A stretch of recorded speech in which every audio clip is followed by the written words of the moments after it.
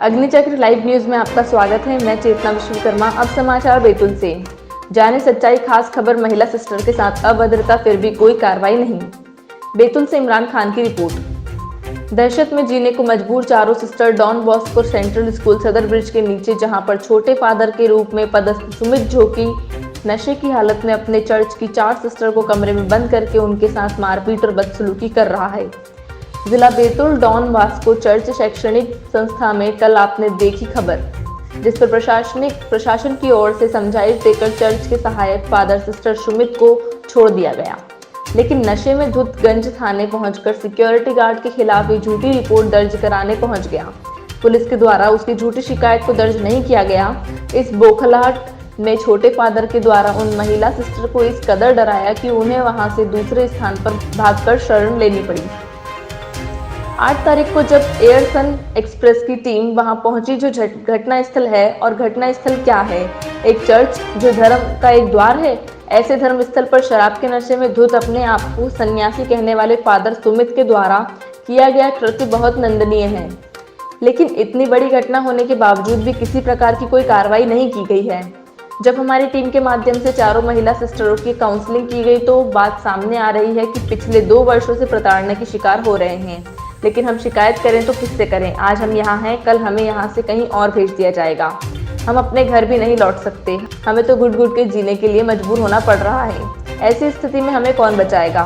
Don Bosco church के साथ साथ एक शैक्षणिक संस्था भी है, जहाँ पर नर्सरी से बच्चों को शिक्षा के लिए यहाँ पर स्थान दिया जाता है, लेकिन ऐसी शैक्षणिक संस्था जहाँ के मुखिया ही इस तरह का व्यवहार करेंगे तो बच्चों पर इसका क्या असर पड़ेगा?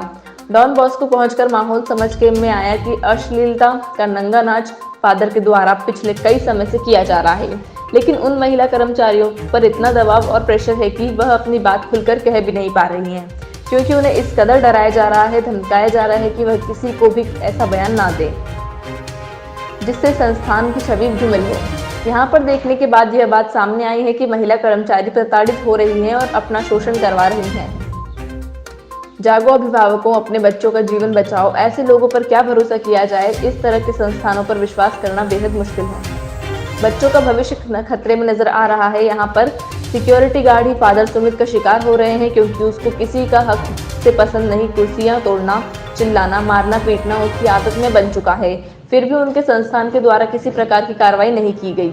समाज के अध्यक्ष लोगों ने भी आज उसकी निंदा की, लेकिन इस शोषण को आज तक किसी के संज्ञान में नहीं लिया गया। इसके लिए इस समाज के अध्यक्ष हैं, यह भी कहीं ना कहीं इस मामले में जिम्मेदार है।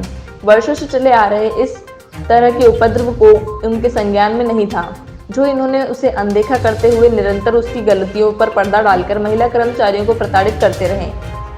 इसके लिए सभी जो बैतूल में संस्था के माध्यम से शिक्षा के नाम पर बच्चों को कहीं कोई बड़ी घटना का सामना तो नहीं करना पड़ेगा। आने वाले समय का कोई भरोसा नहीं कि ऐसे चर्च की संस्था के मुखिया इस तरह से अपने कार्य को अंजाम देंगे, तो उन पर विश्वास कर पाना बेहद कठिन है। देश और दुनिया की बाकी खबरों के लिए देखते रहिए अग्निचक्र लाइव न्यूज। क्या नाम है आपका? मेरा नाम अजय कुमार पीटर है।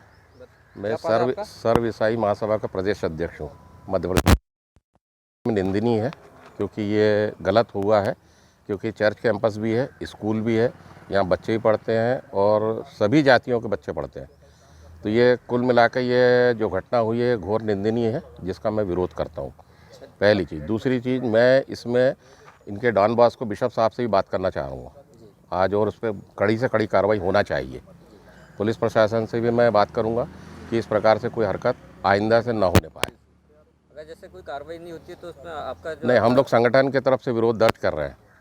इस प्रकार की कोई कार्रवाई चर्च कैंपस में तो नहीं होना चाहिए। क्या चर्च में कैंपस में शराब बिल्कुल अलाउ नहीं है। जैसा कि संगठन जो है कि मतलब आगे क्या कार्रवाई, मतलब संगठन जो देखा अगर संगठन पे भी नहीं होती तो आगे क्या रहेगा आपका? जो नहीं, व्यू तो हमारा क्लियर है कि हम इस प्रकार की कार्रवाई को विरोध करते हैं और विरोध करते रहेंगे। चाहे भी हो चुका है एक बार नहीं, इसके पूर्व की मुझे जानकारी नहीं है, वार्निंग देके छोड़ा है ना। इसके पूर्व की जानकारी नहीं है। जिस प्रकार से फादर ने भी बोला, अगर इस प्रकार से मेरे को जानकारी रहती तो मैं तुरंत कार्रवाई करता, क्योंकि ये इस तरीके की हरकत कहीं से कहीं तक बर्दाश्त नहीं है। इसमें जो है कि यहाँ पे पुलिस आई थी, बाकी उस पर कार्रवाई नहीं हुई है और जो है कि अब तक के नहीं हुई है, तो अगर आगे भी ऐसा रहा तो क्या होगा आपको? नहीं, कार्रवाई अब हम लोग जाएंगे, हम लोग बात करेंगे एसपी साहब से, बिल्कुल संगठन की तरफ से जाएंगे और बात करेंगे कि इस प्रकार से। आपका नाम बताइए। हाँ, मैं फादर डोमिनिक साइमन, ये डॉन बॉस्को चर्च के पल्ली पुरोहित हूँ और स्कूल का मैनेजर भी हूँ। कल रात में जो मामला हुआ और जो घटना हुई है आपके सामने, तो घटना के बारे में क्या कहना चाहेंगे आप? मैं यहाँ का मुख्य इंचार्ज हूँ और साथ में दूसरा एक असिस्टेंट फादर रहता है, फादर सुनीत लुगुन। तो और इधर साथ में दूसरे साइड 4 मैडम लोग रहते हैं, उनका रेसिडेंस है। तो फादर सुनीत दारू पी के नशे में जाकर उनको गाली गलौज करने लगा। फिर उन लोग चिल्लाते हुए बाहर आए और सिक्योरिटी गार्ड वहाँ पर देखने के लिए गए क्या हुआ। तो फादर सुनीत ने सिक्योरिटी गार्ड और उनके जो अध्यक्ष है उनके साथ मारपीट किया, यही हुआ था। फिर हमने तुरंत ये जो घटना हुई है इसमें जो एक सिस्टर है उसको जो कमरे में बंद किया था वो क्या करता है? एक्चुअली वो कमरे में बंद नहीं किया था, उन्होंने उसको बुलाकर चाबी मांगा था, गेट की चाबी दे दो करके।